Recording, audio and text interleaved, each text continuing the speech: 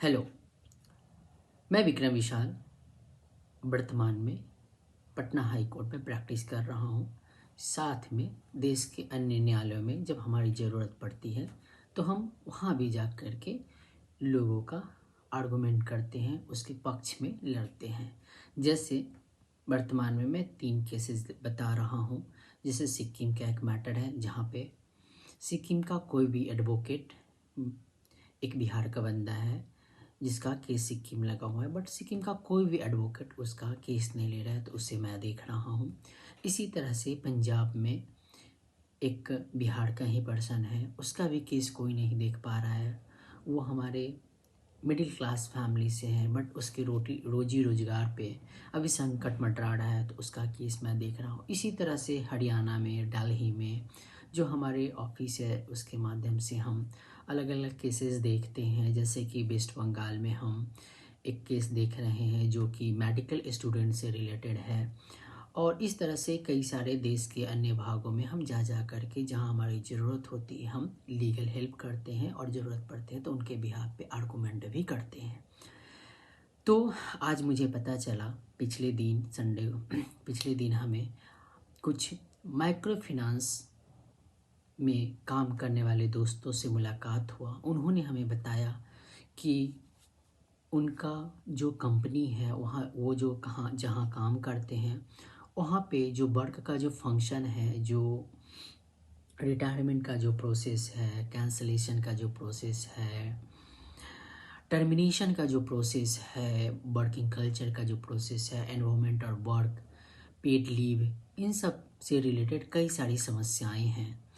तो मैं पहले बता देता हूँ कि इन सब समस्याओं से लड़ने के लिए एक ट्रेड यूनियन होनी चाहिए, एक मजबूत ट्रेड यूनियन जो यदि रजिस्टर्ड हो तो वो काफ़ी महत्वपूर्ण भूमिका निभाता है किसी भी लेबर और किसी भी वर्किंग क्लास कम्युनिटी या यूनिटी के हेल्प के लिए। तो मैं जैसा कि जानता हूँ कि आप सभी भाई प्रयासरत है कि आप एक ट्रेड यूनियन रजिस्टर्ड करवा रहे हैं, तो मैं मानता हूं कि आप अपना ट्रेड यूनियन रजिस्टर्ड करवाएं। इसके लिए आप लोग सहयोग दें। और साथ में ही मैं बता दूं कि ट्रेड यूनियन जब आपका रजिस्टर्ड हो जाएगा तो इससे क्या क्या बेनिफिट आपको मिलने वाले हैं। सबसे पहला बेनिफिट ये है कि आपका ट्रेड यूनियन यदि बन जाता है तो वो इम्यून है। इम्यून है मतलब कि वो प्रोटेक्टेड है। किस चीज़ से प्रोटेक्टेड है? तो सिविल सूट से प्रोटेक्टेड है। सर्टेन केस में, सर्टेन एक्शन में सिविल सूट आपके ट्रेड यूनियन पे कोई नहीं कर सकता है। उसी तरह से जो ट्रेड यूनियन के जो सदस्य हैं, ट्रेड यूनियन कैसे काम करती है? तो अपने सदस्य को ट्रेड यूनियन सहायता देगी, सेवाएं प्रदान करेगी। जो ट्रेड यूनियन में श्रमिक हैं उनके वेतन, उनके बेहतर परिस्थिति, उनके पेंशन, उनके ग्रेच्युटी, इन सब के लिए वो लड़ेगी। सामूहिक रूप से वो बार्गेनिंग कर सकती है कंपनी के साथ। जो आप लोग का माइक्रो फाइनेंस कंपनी है उसके साथ भी वो बार्गेनिंग कर सकती है। इसी तरह से सार्वजनिक सेवा है जो कि आप लोगों को उपलब्ध कराया जाना चाहिए और उपलब्ध नहीं करवाया जा रहा है, तो इस संदर्भ में भी आपके बिहाफ पे ट्रेड यूनियन फाइट करेगी। इसी तरह से आप राजनीतिक मांग रख सकते हैं, राजनीतिक अभियान चला सकते हैं। यदि कोई उद्योग है, कोई माइक्रो फाइनेंस कंपनी है, वो आपके सपोर्ट में, आपके बिहाफ में काम नहीं कर रही है, तो इस संदर्भ में आपकी जो ट्रेड यूनियन है वो एक्शन ले सकती है। इसी तरह से मैं कुछ और पॉइंट्स बताने जा रहा हूँ। जैसे कि जो आपका ट्रेड यूनियन है वो कैसे वर्क करती है, कैसे फंक्शन करती है। तो सबसे पहले कोई भी ट्रेड यूनियन होता है उसका पहला धर्म होता है यूनिटी। यदि आप यूनिटी बनाए रखेंगे तो आपका ट्रेड यूनियन का एक स्ट्रेंथ मिलेगा, एम्पावर्ड मिलेगा। इसी तरह से आपका ट्रेड यूनियन कई सारी चीज़ों से इंडिपेंडेंट होगा। आपके ट्रेड यूनियन में एक डेमोक्रेटिक वैल्यूज होंगे।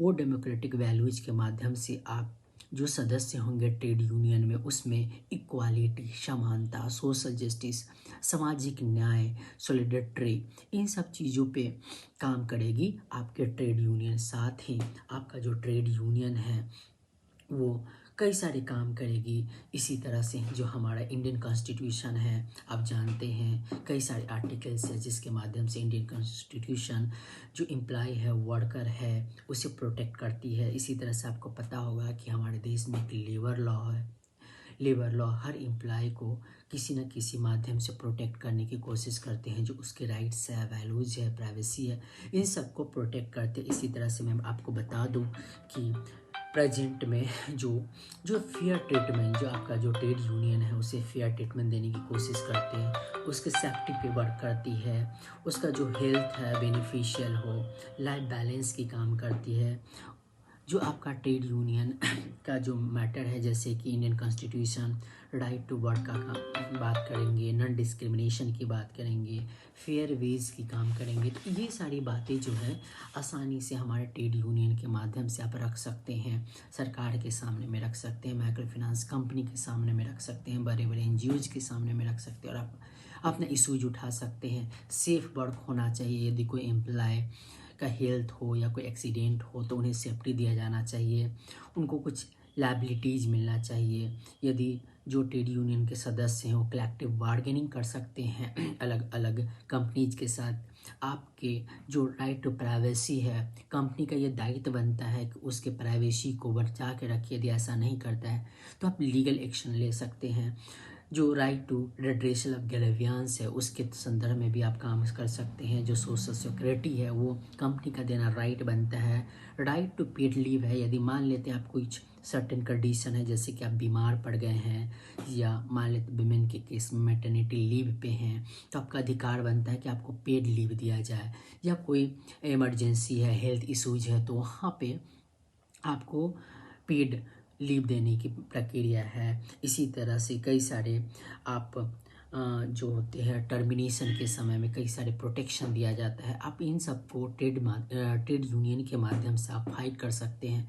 तो मैं ये कहना चाहता हूँ कि जो आप ट्रेड यूनियन बनाए रहे हैं उसे बनाने में सहयोग करें और